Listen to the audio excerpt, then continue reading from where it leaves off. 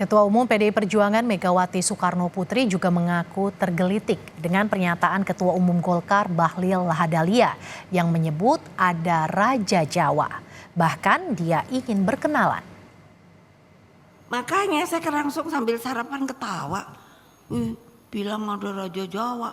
Terus aku mikir, aku mau kenalan juga deh sama Raja Jawanya. Loh iya dong. Sejak kapan ada Raja Jawa?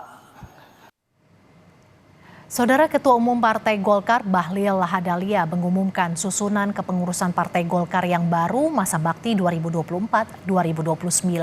Pengumuman dilakukan Bahlil di kantor DPP Partai Golkar Selipi, Jakarta Barat.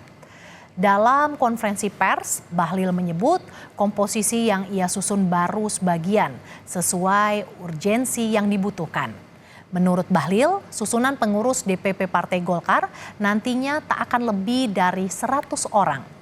Jabatan Sekretaris Jenderal Partai Golkar ditempati oleh M. Sarmuji. Waketum diisi oleh Adis Kadir, Aceh Hasan, Melki Lakalena, dan Wihaji. Sementara itu, Agus Gumiwang yang sebelumnya PLT Ketua Umum Partai Golkar kini menjabat sebagai Ketua Dewan Pembina Partai Golkar. Memang ini agak sedikit membutuhkan energi dalam membangun kesepahaman untuk melahirkan sebuah kesepakatan. Kesepakatan ini diambil sudah barang tentu lewat kajian yang mendalam dengan memperhatikan berbagai macam dinamika dan suasana kebatinan.